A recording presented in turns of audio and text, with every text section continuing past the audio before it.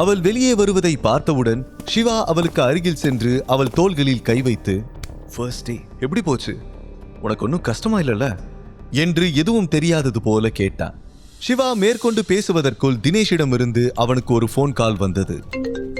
சிவா போனை அட்டென்ட் செய்து காதில் வைக்க, சீஃப், மீட்டிங் நல்லபடியா முடிஞ்சதில்ல, இப்ப நான் பேசலாமா? நான் உங்ககிட்ட ஒரு முக்கியமான விஷயத்தை பத்தி பேசணும் என்று தயக்கத்தோடு இழுத்தார். சிவா அவந்திகாவை பார்த்தபடி ஒரு சில வினாடிகள் யோசித்தான். பின் அவரிடம், yes tell me, what is the matter என்று கேட்க, அவர் பதில் சொல்லும் கேப்பில் அவன் அவந்திகாவை பார்த்து 2 minutes என்று சிக்னல் காட்டினான். பிறகு மீட்டிங் ரூமின் மறுபக்கத்திற்கு சென்று பேசினான். எங்கே அவந்திகா தன்னுடைய உண்மையான அடையாளத்தை கண்டுபிடித்து விடுவாளோ என்று நினைத்தான். அவன் சிறிது தூரம் தள்ளி சென்றான். அவந்திகா தன்னை கவனிக்கவில்லை என்பதை உறுதிப்படுத்திக் கொண்ட பிறகு, சொல்லுங்க தினேஷ், என்ன விஷயம் என்று கேட்க, சீஃப், எப்படி சொல்றதுன்னு தெரியல. அது வந்து அந்த உட்டன் பாக்ஸ் அது எங்க போச்சுன்னு தெரியல சீஃப். நான் எவ்வளவோ தேடி பார்த்துட்டேன், பட் அது எங்க போச்சுன்னு தெரியல என்று நடுங்கியபடி கூறினார். அந்த பாக்ஸ் ஹைலி கான்பிடென்ஷியல் என்பதால் இதை கேட்டு சிவா நிச்சயமாக கோபப்படுவான். அதன் விளைவுகள் எப்படி இருக்க போகிறது என்று பயந்து நடுங்கினார். ஆனால் அவர் எதிர்பார்த்ததற்கு மாறாக அவன் மிகவும் கூலாக, டோன்ட் வரி தினேஷ், அந்த பாக்ஸ் என் கைக்கு வந்துருச்சு என்றார். அவருக்கு ஒன்றுமே புரியவில்லை. சிவா எப்படி அந்த பாக்ஸை கண்டுபிடித்தான் என்று அதிர்ச்சியோடு யோசித்தார். எப்படியோ அந்த உட்டன் பாக்ஸ் அதன் உரிமையாளரை அடைந்து விட்டதை நினைத்து அவர் நிம்மதி அடைந்தார். உயிர் பிழைத்த சந்தோஷம் அவருக்கு. ஒருவேளை அது நடக்கவில்லை என்றால் தினேஷுக்கு என்ன நடக்கும் என்பதை அவரால் நினைத்து கூட பார்க்க முடியாது. ரிலாக்ஸ் தினேஷ், ரொம்ப யோசிக்காதீங்க, நான் இப்ப கொஞ்சம் பிஸியா இருக்கேன், அப்புறம் பேசுறேன் என்று சொல்லிவிட்டு சிவா போனை கட் பண்ணி விட்டான். ஆனால் தினேஷால் இன்னும் கூட அந்த ஷாக்கில் இருந்து வெளிவர முடியவில்லை. எப்படி அந்த பாக்ஸ் சிவாவின் கைக்கு கிடைத்தது என்ற கேள்வி $1 மில்லியன் கொஸ்டினாக அவர் மனதை குடைந்தது. எவ்வளவு யோசித்தாலும் அவருக்கு பதில் கிடைக்கவில்லை. கடைசியாக அவருக்கு ஒரே ஒரு பதில் தான் தோன்றியது. ஒருவேளை தேதே அந்த பாக்ஸை கண்டுபிடித்து சிவாவிடம் கொடுத்திருக்கலாம் என்று நினைத்தார். அந்த பெட்டியை தொலைத்த பிறகு தினேஷ் அவனிடம் இதுவரை பேசவில்லை. அதனால் தேவ்தான் அதை செய்திருப்பான் என்று அவராகவே நினைத்துக் கொண்டார். போன் பேசி முடித்துவிட்டு சிவா வருவதை பார்த்தவுடன் அவந்திகாவின் முகம் பிரைட் ஆனது. அதே நேரம் அவள் மனதுக்குள் ஒரு கேள்வியும் ஓடிக்கொண்டிருந்தது. போன் வந்தவுடன் சிவா ஏன் தனியாக சென்று பேசுகிறான்? அப்படி என்ன ரகசியம் அவனுக்கு பின்னால் இருக்கிறது என்று யோசித்தார்.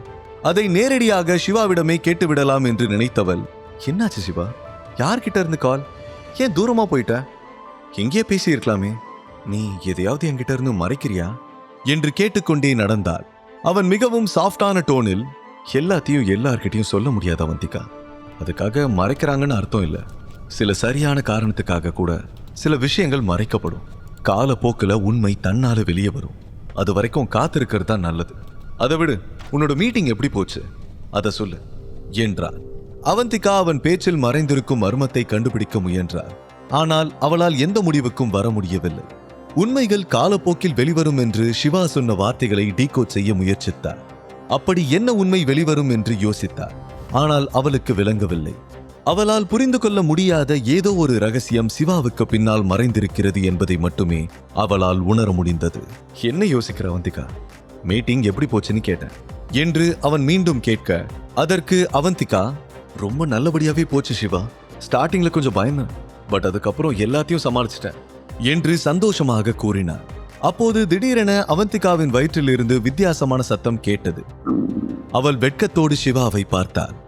சிவா, நான் காலையிலிருந்து எதுவுமே சாப்பிடல, எனக்கு பசிக்குது என்று தயக்கத்தோடு கூறினார். அவன் சட்டென சிரித்துவிட்டு, இதுக்கு தான் நான் காலையிலேயே சொன்னேன், சரி வா, நாம் ஒரு நல்ல ஹோட்டலுக்கு போகலாம் என்றார். இல்ல சிவா, இன்னைக்கு நான் சொல்ற ஹோட்டலுக்கு தான் போகணும். நேத்திக்கே நான் உனக்கு ட்ரீட் கொடுக்கறேன்னு சொன்னேன், நீ தான் வேண்டான்னு சொல்லி என்னை 5 ஸ்டார் ஹோட்டலுக்கு கூட்டு போயிட்ட.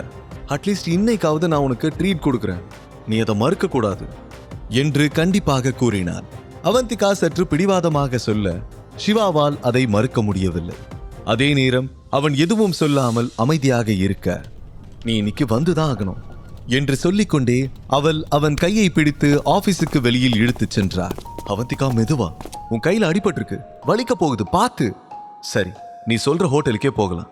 இன்னைக்கு நீ தான் மகாராணி, நான் உன்னோட அடிமை, நீ சொல்றத அப்படியே செய்யற, போதுமா என்று சொல்ல அவள் சந்தோஷத்தில், so sweet of you Siva என்று அவன் கன்னத்தை கிள்ளினாள்.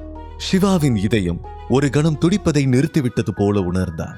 அவள் ஃப்ரெண்ட்லியாகத்தான் இதை செய்கிறாள் என்று தெரிந்தாலும் கூட சிவா வானத்தில் மிதக்க ஆரம்பித்து விட்டான். அதே நேரம் அவந்திகா அந்த கம்பெனியை விட்டு வெளியேறிய பிறகு எல்லோரும் அவளை மீண்டும் கிரிட்டிசைஸ் பண்ண ஆரம்பித்தார்கள். அதெல்லாம் நல்லா தான் பேசுறா, ஆனா நாளைக்கு டீல கிராக் பண்ண முடியுமா அவளால? கண்டிப்பா முடியாது. நாளைக்கு தானே அவளோட உண்மையான லட்சணம் என்னன்னு தெரிய போகுது, பார்க்கலாம். ஒருவேளை நான் அவ இடத்துல இருந்திருந்தா இதெல்லாம் எனக்கு ரொம்ப சர்வசாதாரணம் என்று ஒருவர் சொல்ல, இந்த கம்பெனியோட ப்ராஃபிட்டை 10% இன்க்ரீஸ் பண்ணி காமிக்கிறேன்னு வேற சொல்லியிருக்கா. அந்த பெட்ல ஜெயிக்க இன்னைக்கு நைட் யார் கூட பெட்டை ஷேர் பண்ண போறான்னு யாருக்கு தெரியும் என்றார் இன்னொருவர். என்று சத்தமாக ஒரு குரல் ஒலித்தது. அது அவந்திகாவை வேலைக்கு ஹயர் செய்த விஸ்வநாத். அங்கிருந்தவர்கள் எல்லோரும் அவந்திகாவை பற்றி தவறாக பேசிக் கொண்டிருக்க அவர் மட்டும் அவர்களோடு சேரவில்லை. அவர் கோபமாக எழுந்து நின்றார். நீங்க எல்லாரும் என்ன பேசிக்கிட்டு இருக்கீங்கன்னு புரிஞ்சுதான் பேசுறீங்களா? படிச்சவங்க மாதிரியா பேசுறீங்க? அந்த பொண்ணு பேசுனதை பாத்தீங்கல்ல, அதுல இருந்து அவளோட எபிலிட்டி என்னன்னு உங்களுக்கு புரியலையா? இல்ல புரியாத மாதிரி நடிக்கிறீங்களா? ஒருவேளை உங்களுக்கு புரியலன்னா வாயை மூடிட்டு அமைதியா இருக்கிறது தான் உங்க எல்லாருக்கும் நல்லது என்று கோபமாக கூறினார். விஸ்வநாத் அந்த கம்பெனியில் 10 வருடங்களாக வேலை செய்து கொண்டு இருக்கிறார். அவந்திகா மாதிரியான எலிஜிபிளான பெண்ணை அவர் இதுவரை பார்த்ததே இல்லை. அதனால் அவருக்கு அவந்திகா மீது அதீத நம்பிக்கை இருந்தது. இங்கே அவர் அவந்திகாவுக்கு சப்போர்ட்டாக பேசிக் கொண்டிருக்க, மறுபக்கம் சிவா அவந்திகா சொன்ன ஹோட்டலை நோக்கி சென்றார். காரை ஒரு ஓரமாக பார்க் பண்ணிவிட்டு இருவரும் இறங்கி ரோட்டில் நடக்க ஆரம்பித்தார்கள். அது ஒரு சாதாரண ஹோட்டல். அங்கே பார்க்கிங் வசதி இல்லாததால் சிறிது தூரம் நடந்துதான் செல்ல வேண்டும். இருவரும் நடந்து சென்றபோது யாரோ அவந்திகாவை பெயர் சொல்லி கூப்பிட்டார்கள். அவந்திகா திரும்பி பார்த்தார். அங்கே ஒரு கருப்பு கலர் கார் நிற்பதை பார்த்தார். காரை பார்த்தவுடன் அது யாருடைய கார் என்று அவந்திகா அடையாளம் கண்டுபிடித்து விட்டார். காரின் கதவு திறக்கப்பட்டு ஒரு அழகான பெண் அதிலிருந்து இறங்கினாள். அவள் பிங்க் கலர் ஷார்ட் டிரெஸ் போட்டு இருந்தார். மெதுவாக அவந்திகாவுக்கு அருகில் வந்தார். அவள் அவந்திகாவின் ஸ்கூல் ஃப்ரெண்ட் மேகா. பணத்துக்காக அவந்திகாவுக்கு பதிலாக நந்தினிக்கு ஃப்ரெண்ட் ஆகிவிட்டார். அவந்திகா, நீங்க என்ன பண்ற என்று கேட்டவள் சிவாவை பார்த்து, யாரடி இவரு? செம்ம ஹேண்ட்ஸமா இருக்காரு. இவர் தான் உன்னோட லவ்வரா? இவர் கூட தான் டேட் பண்ணிக்கிட்டு இருக்கியா என்றார். மேகா அவந்திகாவை அவமானப்படுத்த விரும்பினாள். அதனால் அவளை வேண்டுமென்றே கேலி செய்து கொண்டிருந்தார். உன் சிஸ்டரோட பர்த்டே பார்ட்டி ஹோட்டல் பிளாசால நடக்க போகுது. நீ என்னடானா இந்த மாதிரி சீப்பான ஏரியால சுத்திக்கிட்டு இருக்க? யூனோ, அவ என்னையும் இன்வைட் பண்ணிருக்கா. அதுக்காக தான் நான் ஷாப்பிங் பண்ண போறேன் என்றார். அவந்திகாவுக்கு அவள் பேசுவது எரிச்சலாக இருந்தது. இதெல்லாம் எதுக்கு என்கிட்ட சொல்ற? நீ எங்க வேணா போ, என்ன வேணா பண்ணு. ஆனா ஒரு விஷயத்த தெரிஞ்சுக்கோ, அதே 28ஆம் தேதி என்னோட பர்த்டே பார்ட்டியும் நடக்க போகுது. நந்தினியோட பார்ட்டியை விட 10 டைம்ஸ் கிராண்டா நடக்க போகுது. அப்போ என்னோட ஃப்ரெண்ட்ஷிப்பை பிரேக்கப் பண்ணதுக்காக நீ ரொம்ப வருத்தப்படுவ என்று சொல்லிவிட்டு வேகமாக திரும்பி நடக்க ஆரம்பித்தார். சிவாவும் அவளை ஃபாலோ பண்ணி நடந்தார். அப்போதுதான் கோபத்தில் அவசரப்பட்டு வார்த்தைகளை விட்டுவிட்டோமோ என்று யோசித்தார். உடனே அப்பாவி கண்களால் சிவாவை பார்த்து, சாரி, உளறிட்டேன்ல, என் பர்த்டேவை தான் கிராண்டா செலிப்ரேட் பண்ண யாருமே இல்லையே என்று வருத்தத்துடன் கூறினார். மேகா அவந்திகாவை நடுரோட்டில் வைத்து டீஸ் பண்ணினார். அதனால் கோபப்பட்ட அவந்திகா பதிலுக்கு மேகாவிடம் தன்னுடைய பர்த்டே பார்ட்டி நந்தினியின் பார்ட்டியை விட 10 மடங்கு கிராண்டாக நடக்கும் என்று சவால் விட்டார். பெண் சிவாவை அழைத்துக் கொண்டு நடக்க ஆரம்பித்தார். உடனே மேகா சத்தமாக, ஏ நில்லு, நந்தினியோட பர்த்டே ஹோட்டல் பிளாசால நடக்குது. உன்னோட பர்த்டே எங்க நடக்க போகுதுன்னு சொல்லு, பார்க்கலாம் என்று கிண்டலாக கேட்டார். அதை கேட்டவுடன் என்ன பதில் சொல்வதென்று தெரியாமல் அவந்திகா அப்படியே நின்று விட்டார். உடனே சிவா குறுக்கிட்டு மேகாவுக்கு பதில் சொன்னார். வர்ற 28ஆம் தேதி எல்லாருக்குமே அது தெரிய வரும், அப்போ நீங்களும் தெரிஞ்சுப்பீங்க என்றார்.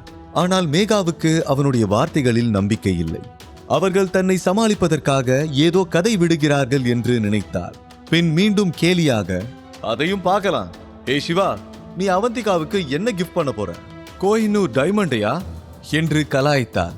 ஆனால் சிவா ஒரு செகண்ட் கூட தயங்காமல், அவந்திகா சொன்னா கோஹினூர் டைமண்ட் இல்ல, டைமண்ட் ஷாப்பையே கிஃப்டா கொடுப்பேன் என்றான். உடனே அவந்திகா சிவாவின் கையை பிடித்து ஜாடை காட்ட, அவள் தன்னை அமைதியாக இருக்க சொல்கிறாள் என்பதை புரிந்து கொண்ட சிவா வாயை மூடிக்கொண்டார். அதை பார்த்து கொண்டிருந்த மேகா, வெரி குட் அவந்திகா, இனிமே அவனை பேச சொல்லாத. ஒண்ணுமே இல்லைனாலும் வாயால அந்த நிலாவையும் நட்சத்திரத்தையும் கூட வாங்கி கொடுத்துருவான் போலயே.